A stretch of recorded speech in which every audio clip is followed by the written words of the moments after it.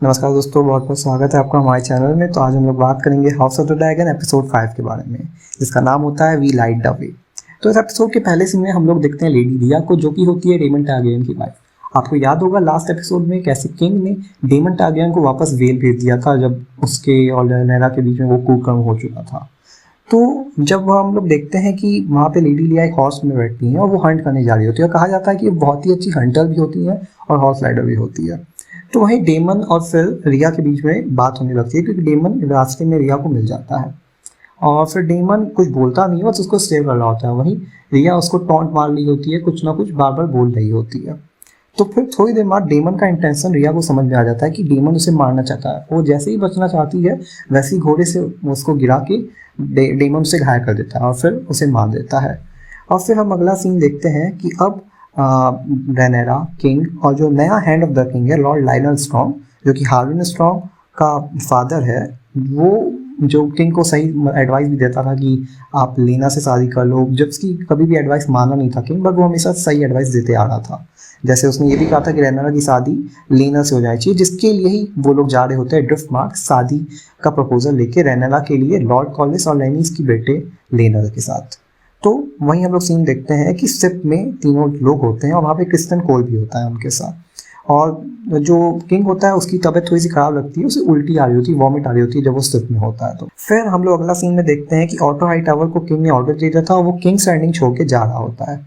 तो वहीं उसके मिलने आती है एलिसेंट, और एलिसेंट ऑफकोर्स बहुत गुस्से में तो नहीं कहेंगे, बट उसको बहुत ही परेशान सी होती है कि उसको उम्मीद नहीं होती है कि किंग उसे बाहर निकाल देगा पूरे किंग्स लैंडिंग से, बट वैसा ही होता है, वो उसे निकाल दे रहा होता है। और एलिसेंट ये कहती है कि मुझे एकदम उम्मीद नहीं थी, बट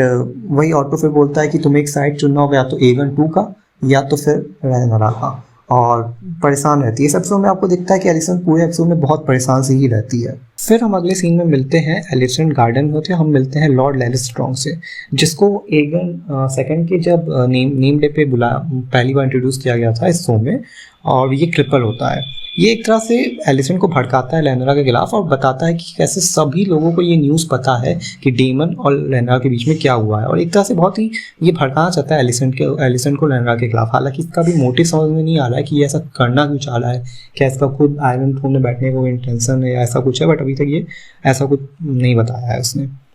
वहीं किंग जो होता है वो मिलता है लॉर्ड कॉलिस और लैनिस से, और उसको वहाँ पे पता चलता है कि कैसे लेडी लिया जो होती है डेमन की वाइफ, वो मर चुकी है। और इससे सुन पे वो ज़्यादा न्यूज़ पे ध्यान नहीं देता है और तुरंत ही प्रपोज करता है मैरिज रैयनिरा और लेनर वैलेरियन की। इसको सुन के एक सवाल लॉर्ड कॉलिस पूछता है कि जो बेटा या बेटी आने वाला होंगे वो लोग किसका नाम लेंगे, क्योंकि हमेशा यही होता है कि हस्बैंड का नाम टाइटल में लिया जाता है, बट क्या ऐसा उनके साथ होगा, क्योंकि एक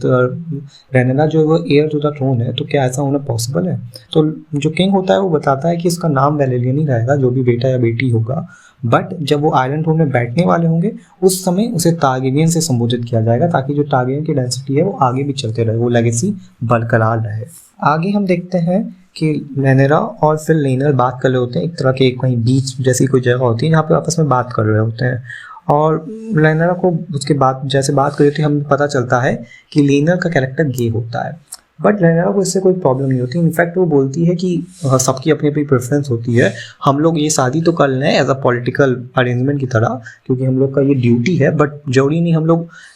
एक बार ड्यूटी निभाने के बाद भी अपने प्लेजर को वो कर सकते हैं, हम लोग को वो करना भी पॉसिबल है। तो ये सुन के लेनर भी बहुत खुश हो जाता है, वो हंसी खुशी रहते हैं। और फिर जब हम लोग अगले सीन में देखते हैं लॉर्ड कॉलिस और लैनिस आपस में बात कर रहे होते हैं, और लैनिस बोलती है लॉर्ड कॉलिस को कैसे उनके बेटे की जान खतरे में हो सकती है, क्योंकि जो लैन है वो चाहता है एगन किंग हो, ना कि रैयनिरा, और इसकी वजह से जो लेनर की जान है वो खतरे में हो सकती है। और फिर बातों बातों में वो उसके नेचर के बारे में बात करती है, और एक तरह से हमें फिर से एक हिंट मिलता है कि वो जो लेनर का कैरेक्टर है वो गे है। और फिर हमें नेक्स्ट सीन में पता चलता है कि लेनर का कोई लवर भी है जिसको वो किस कर रहा होता है, जो लड़का होता है, और फिर हम लोग को कंफर्म हो जाता है कि लेनर गे ही है। वहीं सर क्रिस्टन कोल जो होता है वो वापस जब लोग जाने लगते हैं वो शिप में प्रपोज करता है इनडायरेक्टली रैनेरा को, बोलता है उसको साथ में एसोस जाने को कि हम लोग जो ही नहीं कि तुम हर ड्यूटी करो जो तुम्हारी ड्यूटी करो, इनफैक्ट कोई बात तुमको बर्डन लेने की जरूरत नहीं है, तुम मेरे साथ चल सकती हो। हालांकि इसका सुन के रैनेरा साफ डिनाई करती है और बोलती है कि वो जो ड्यूटी है वो जरूर करना चाहेगी, और इनफैक्ट वो बार बार बोलती है उसके बारे में, दुखड़ा रोती है, और इसका मतलब ये नहीं कि उसे छोड़ना चाहती है, वो इसको छोड़ेगी नहीं। और इसको सुन के सर क्रिस्टन कोल वहाँ से चला जाता है, वो इसको सुन के बिल्कुल भी खुश नजर नहीं आता है।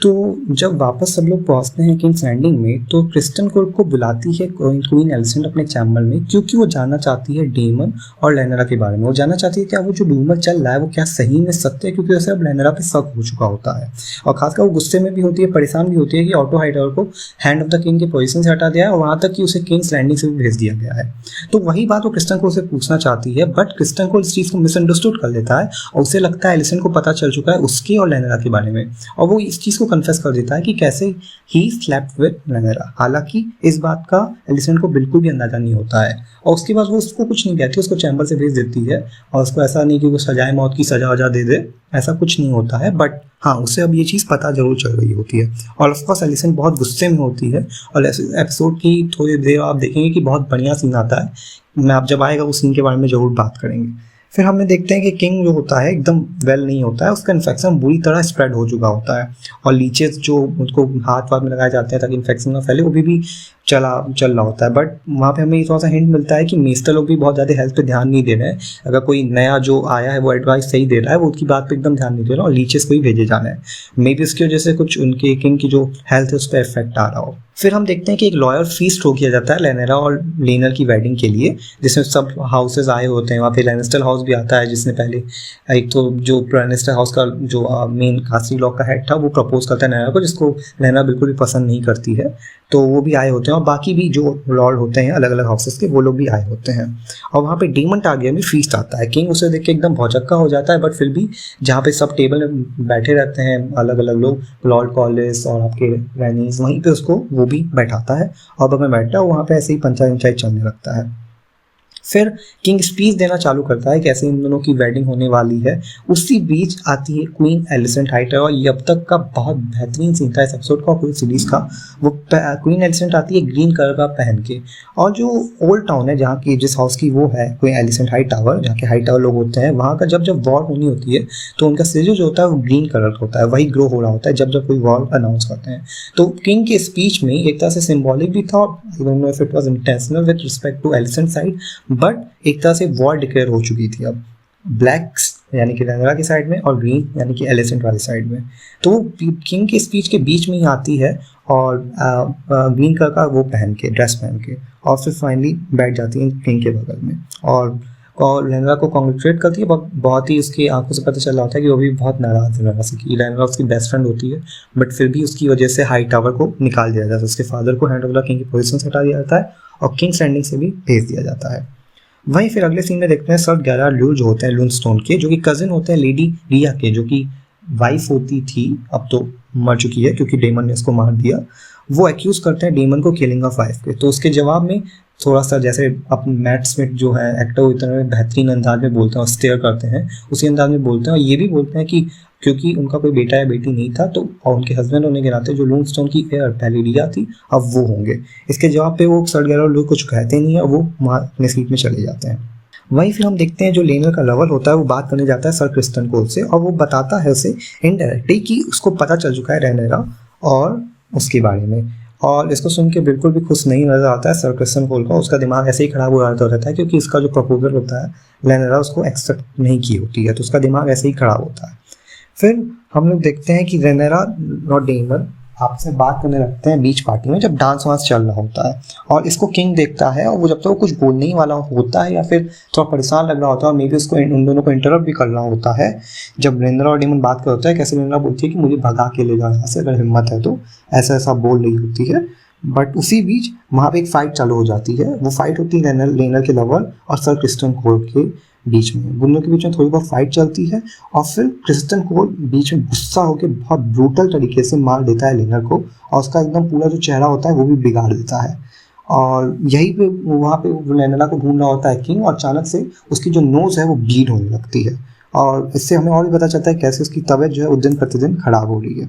इसके बाद हम लोग को मॉर्निंग चल रहा होता है, जो लेनर होता है वो अपने लवर के लिए मॉर्न कर रहा होता है, सबके सामने ही मॉर्न कर रहा होता है। हालांकि अब ये इस पे किसी को डाउट क्यों नहीं होता मुझे, या फिर डाउट होता है तो इसको इतना कवर नहीं किया गया एपिसोड में, क्योंकि जो होमोसेक्सुअल होना होता था उस समय बहुत ही सिन टाइप का माना जाता था। फिर हम देखते हैं कि लेनरा और लेनर की शादी हो जाती है फाइनली। और अब हालांकि लेनर इस समय भी बहुत दुखी लग रहा होता है और उसको देख के रहना भी थोड़ी दुखी लग रही होती है, बट उन दोनों की शादी हो जाती है। और वहीं सर क्रिस्टन कोल जो होता है वो अपने आप को मारने जाता है, बट उसको सही वक्त पे एलिसेंट आके बचा लेती है। वो सुसाइड करना चाहता है बट एलिसेंट उसी वक्त आके बचा लेती है उसे। और फिर हम लोग अगले सीन में जाते हैं कि कैसे लेनर और लेनर की शादी हो रही होती है। उसी बीच किंग अनकॉन्शियस हो जाता है। शायद हमें यही देखने को मिलता है कि अब इसके अगले वाला जो एपिसोड होगा उसमें कोई तरह का टाइम जंप होगा और जो किंग है उसकी तबीयत दिन प्रतिदिन बहुत बुरी तरह से खराब होने वो लगी होगी और अब उसकी उल्टी गिनती चालू हो चुकी होगी, मतलब वो ज़्यादा जीने वाला भी नहीं है। तो इस एपिसोड में यही सब होता है। मुझे वो जो पर्टिकुलर सीन होता है जब किंग के बीच स्पीच में एलिसेंट आ जाती है, वो ग्रीन कलर का पहन के आती है, उसी समय हम लोग को पता चलता है कि finally the wall at least in a symbolic form has started, not in a literal form, मतलब ये ड्रैगन्स एक दूसरे पे हमला तो नहीं कर रहा है, बट हाँ वॉल स्टार्ट हो चुकी है अब। चलिए, बहुत बहुत धन्यवाद आपका ये वीडियो देखने के लिए। अगर आपको वीडियो पसंद आई हो तो चलो वीडियो को लाइक करें और चैनल को सब्सक्राइब करें। बहुत बहुत धन्यवाद आपका।